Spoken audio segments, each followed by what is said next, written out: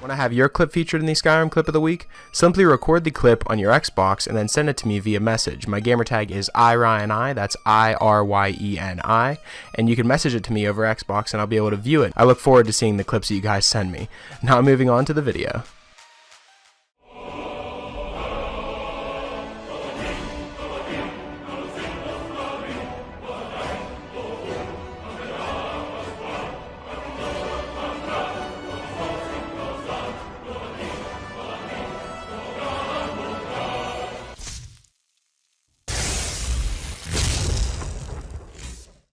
Hey, what's up guys, it's Ryan and welcome back to week number 95 of the top 5 Skyrim mods of the week. Now hopefully you guys will enjoy the mods that I've picked out for this week. Starting off at our number 5 spot we have... Wait a minute. Adrian, what did you do to the forge? You didn't prepare the forge for me? Take that, bitch. Gotta do everything myself around here.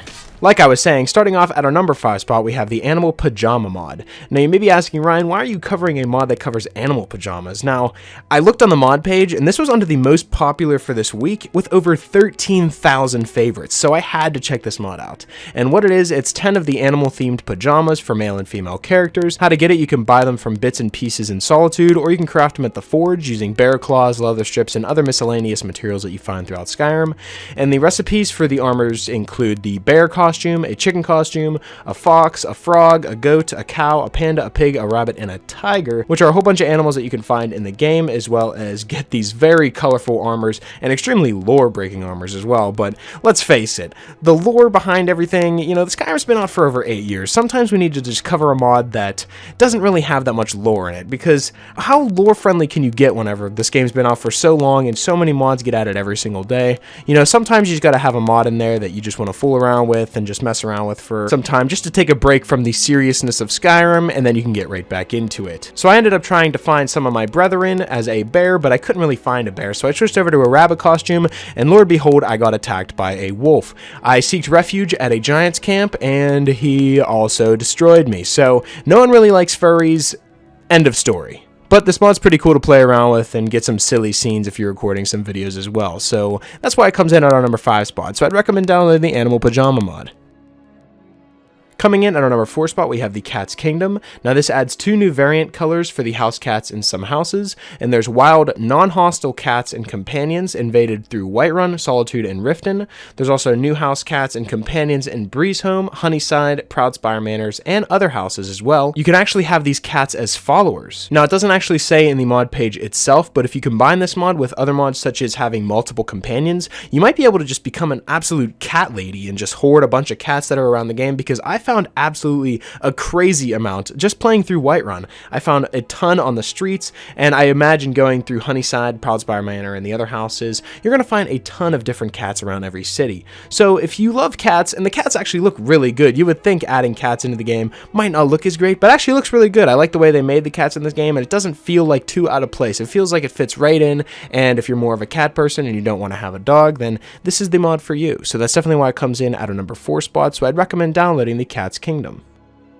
Coming in at our number 3 spot, we have the Unlimited Enchantments mod. Now this mod does exactly what you may have thought. You can now have unlimited enchantments on pretty much anything. If you have your enchantment skill to 100, and then you get all the way through the perks, all the way to the end where you can add 2 enchantments on the same item, and you keep upgrading that one, instead of just 1 tier, it'll have multiple tiers, up to 5, and then you can go and keep adding until it allows you to have unlimited enchantments. I believe the perks increase as in you can have 2 at one time, then 3, then 4, then 5, and then the last one after 5 is unlimited, and you could just keep adding enchantments to your armor. I really like this because it gives you an incentive to go out and actually boost your enchanting skill, because that's something I never really did when I played Skyrim. I would always just wait until I found something good enough in the wild that would just suit my character, and then I would disenchant stuff to just boost my level. I wouldn't really use the enchanting too much unless I was using, like, you know, a certain character build where I was trying to create, you know, certain bow and arrows, but even then I would only use it a select few times. I never really actually wanted to grind for enchanting, and I never really felt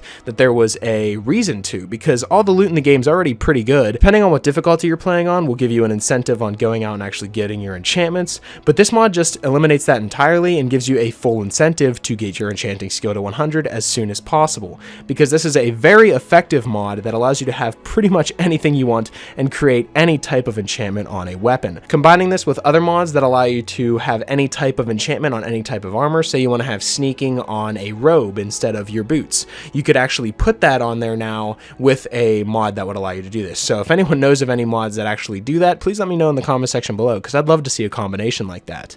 And having unlimited enchantments is just very useful in the game of Skyrim, and like I said, it definitely gives you an incentive to go out and actually grind your enchanting skill and actually learn all these enchantments to be able to have the best character possible. That's definitely why it comes in at our number 3 spot, so I'd recommend downloading the Unlimited Enchantments mod. Coming in at our number 2 spot, we have Sweetshare's Candy Shop. Now the mod page reads, "Happy Spring! Old Sweetshare's Candy Shop is the 7th of my extra dimensional homes. This one is set in Solstheim. You can find the globe on the top of the temple in Raven Rock, which is where I'm showing you right now.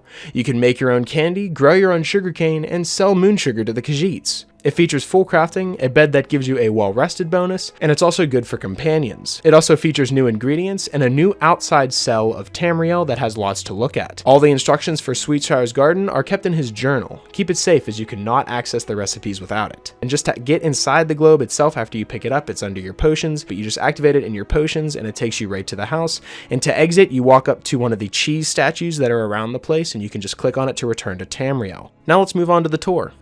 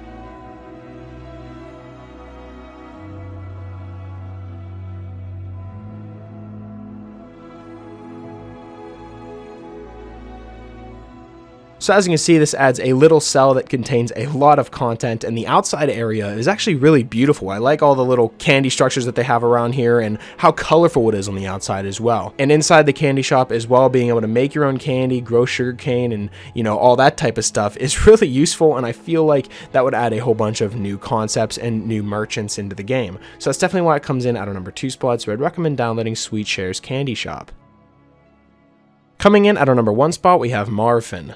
Say hello to M.H.A.R.P.H.I.N, the mechanically morose counterpart, a standalone companion with a multitude of custom dialogue. Join him on an adventure to recover his memory and solve the riddle of the relic. It features over 2,000 lines of custom mechanical dialogue, a rather intriguing quest featuring custom dungeons, puzzles, and hours of entertainment, all wrapped up together with a fully voiced cast of characters. There's custom armor, custom spells, custom music and sound effects, more Easter eggs that you can shake a stick at, and 6 to 8 hours of quest gameplay. Now this is actually a quest mod in itself, as you may have picked up on, and how to begin the quest is you have to find M.H.A.R.P.H.I.N, which is located at the base of the Shrine of Azura. The quest itself will become accessible once you've spoken to him about where he comes from. After that, simply head to Whiterun and let the roller coaster ride begin. Now, as I do with most of these top 5 mod videos that have the quest involved in them, I basically scratch the surface with the quest, and then I ask you guys if you want to see more from this mod in separate videos. If you guys want to see me cover this mod more in detail and actually do a playthrough of this mod, please be sure to let me know in the comment section below. We're in the middle of doing the Carved Brink playthrough. Hopefully a lot of you guys watching now are also following that, because that's a really fun quest mod. And maybe next up we could move on to this one and play this one, because it says there's 6 to 8 hours of questing, so that's a lot of time to be questing with Marvin. So let's just see where this quest is going to take us. Let me know what you guys think in the comment section below, and we can maybe continue that after Carved Brink. So that's definitely why this mod comes in at our number 1 spot, so I'd recommend downloading M.H.A.R.P.H.I.N. So that's pretty much it for this week's episode of the top 5 Skyrim mods of the week. Hopefully you guys did enjoy, and if you did, I would appreciate it if you left a like and subscribe if you're new. It really helps me out a lot. And if you have any suggestions for mods you'd like me to cover in future top 5 mod episodes, be sure to let me know in the comment section below, or you can follow me on Twitter. I'll be sure to leave my Twitter in the description, and you guys can follow me on there and leave me suggestions there as well. And yeah, that's pretty much it. Hopefully you guys did enjoy, and I will talk to you guys later.